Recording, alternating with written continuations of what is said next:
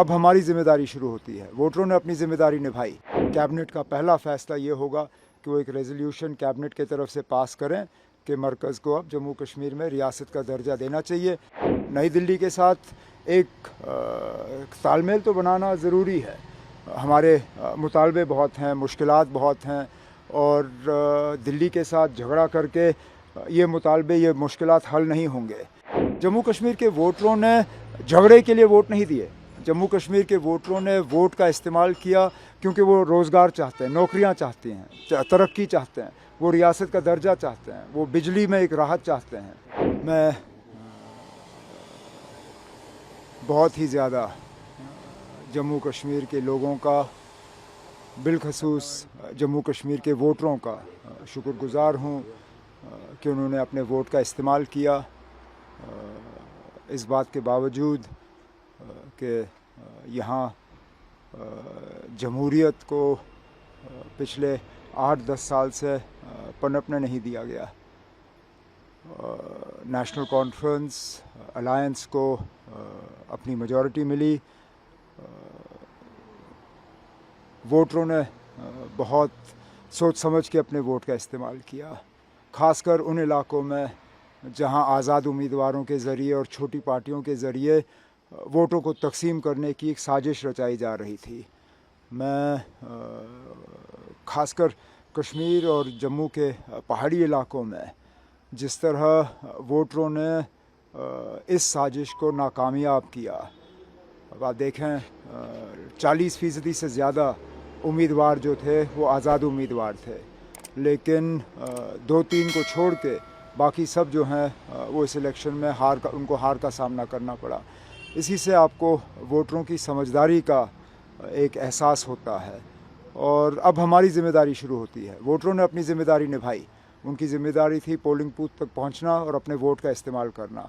अब हमारी ज़िम्मेदारी है कि हम अपने काम के ज़रिए अपने आप को इन वोटों के काबिल और इन वोटों के लायक जो है वो साबित करें। सर, जिस तरह से जो आरोप बीजेपी पे लगते आए हैं हमेशा कि हर चीज़ को मैनिपुलेट या इंटरवेन करती है चीज़ों को लेके, जैसे दिल्ली में भी हमने देखा कि एलजी का वहाँ पे सीएम होने के बावजूद एलजी का इंटरवेन है, तो आपको लगता है यहाँ पे हमारे और दिल्ली में फ़र्क है। दिल्ली कभी रियासत रही नहीं।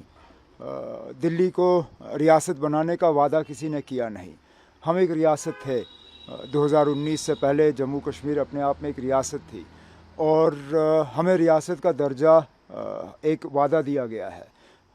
वज़ीर आज़म साहब ने दिया है, गृह मंत्री साहब ने दिया है, बीजेपी के अन्य जो सीनियर मिनिस्टर हैं उन्होंने बार बार कहा है कि जम्मू कश्मीर में ये 3 कदम लिए जाएंगे। पहले डिलिमिटेशन, फिर इलेक्शन, फिर स्टेटहुड। अब डिलिमिटेशन भी हो गया, इलेक्शन भी हो गए, अब स्टेटहुड रह गया है। तो यहाँ हुकूमत बनते ही मैं तो ये उम्मीद करूँगा कि कैबिनेट का पहला फ़ैसला ये होगा कि वो एक रेजोल्यूशन कैबिनेट की तरफ से पास करें कि मरकज़ को अब जम्मू कश्मीर में रियासत का दर्जा देना चाहिए, और वो रेजोल्यूशन लेके वज़ीर आज़म साहब को पेश किया जाए। सर, सेंटर और जम्मू कश्मीर की जो सरकार बनेगी उसमें जो तालमेल होगा वो कितना इम्पोर्टेंट होगा यहाँ के लोग? ये अब हुकूमत बनने दीजिए, यहाँ वज़ीर आला बने, उसके बाद ये सवाल आप उनसे करिए। मेरा तो उन्हें मशवरा यही होगा कि नई दिल्ली के साथ एक तालमेल तो बनाना ज़रूरी है। हमारे मुतालबे बहुत हैं, मुश्किलात बहुत हैं, और दिल्ली के साथ झगड़ा करके ये मुतालबे, ये मुश्किलात हल नहीं होंगे। ऐसी बात नहीं है कि हम बीजेपी की सियासत को कबूल करेंगे या बीजेपी हमारी सियासत कबूल करेगी। बीजेपी के साथ तो हमारा टकराव रहेगा, लेकिन मरकज़ के साथ टक्कर करना ये हमारी कोई मजबूरी नहीं है। मरकज़ के साथ ठीक ठाक ताल्लुकात बने, मुझे लगता है ये जम्मू कश्मीर के लिए और जम्मू कश्मीर के लोगों के लिए फ़ायदेमंद होगा। जम्मू कश्मीर के वोटरों ने झगड़े के लिए वोट नहीं दिए।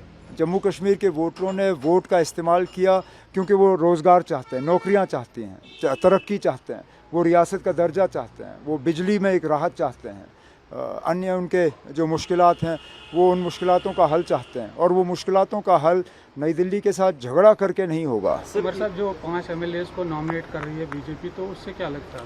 ना, मेरा तो यही मशवरा होगा कि वो ना करें, सिर्फ इसलिए कि इन 5 को नॉमिनेट करके हुकूमत बदलेगी नहीं, तो क्या फ़ायदा। आप खामखा 5 लोगों को अपोजिशन में बैठने के लिए नॉमिनेट करेंगे और ये झगड़ा होगा। क्योंकि हमें फिर सुप्रीम कोर्ट में जाके इसके खिलाफ मुकदमा करना होगा। और एक जो रिश्ता हम बनाना चाहते हैं मरकज़ की हुकूमत के साथ, उसमें पहले दिन से तनाव जो है, तनाव का एक माहौल बनेगा। मेरी तो यही उनसे गुजारिश होगी कि ना करें, हुकूमत बनने दीजिए, हुकूमत को अपना मशवरा देने दीजिए और उस मशवरे के बुनियाद पे एलजी साहब जो है नॉमिनेट करें। मैं मानता अगर 19-20 का फ़र्क होता और इन 5 से जो है अचानक उनकी हुकूमत बन सकती थी तो ठीक है, फिर करते, फिर हम भी झगड़ते, वो भी झगड़ते, सुप्रीम कोर्ट तक मामला पहुंच जाता और फिर हम अदालत का फ़ैसले का इंतज़ार करते। लेकिन इन 5 से कुछ नहीं बदलने वाला है। आज़ाद उम्मीदवार आज 4-5 वैसे भी जीत के आए हैं, वो हमसे बात कर रहे हैं, वो भी आ जाएंगे तो हमारी लीड जो है वो बढ़ जाएगी, हमारी लीड घटेगी नहीं। इन 5 से बीजेपी को कोई फ़ायदा नहीं होना है। खामखा अपनी बदनामी करेंगे, जो मुझे नहीं लगता अच्छी बात है। सर 2 सीटों पे आप जीते हैं तो क्या आप विड्रा करेंगे वहाँ? अब मैं 2 सीटों पे तो रह नहीं सकता, काश रहने की इजाज़त होती मैं दोनों को पकड़ के रखता, लेकिन इजाज़त नहीं है। एक सीट को तो मुझे छोड़ना ही होगा, वहाँ बाई इलेक्शन होगा। अब आप मुझसे पूछेंगे कौन सा सीट, और मैं इस सवाल का जवाब दे नहीं सकता। साथियों से मशवरा करूँगा और मशवरा करने के बाद जब फैसला होगा मैं आपको सुना दूंगा। एक आखिरी सवाल और सर, चीफ मिनिस्टर की शपथ कब लेंगे? कौन? मैं नहीं ले रहा हूँ ना। फिलहाल इस तरह का फैसला लिया नहीं गया।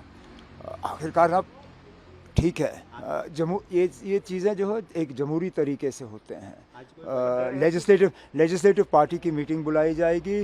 मैं कल ही पार्टी के सदर फारूक साहब से बात कर रहा था, हमने ये तय किया है आने वाला कल लेजिस्लेटिव पार्टी की मीटिंग बुलाई जाएगी, उसके बाद अलायंस की मीटिंग होगी, अलायंस अपना लीडर तय करे, उसके बाद राजभवन जाके हम हुकूमत बनाने का दावा करेंगे। एक हफ्ते के अंदर, within a week, there is a chances that the government. मैं तो उम्मीद करता हूँ कि अगले चंद दिनों के अंदर पीडीपी का समर्थन ये सरकार में देखना, फिलहाल तो इस पे हम कोई बात कर नहीं रहे हैं।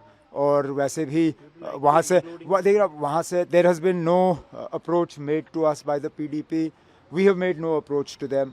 I think at the moment, given the results in the elections, which have been quite a setback to them, I can understand that there must be a lot of internal discussion going on. At some point in time, if a channel of communication opens, we'll sit down and talk to them, but it's not a priority for us at the moment.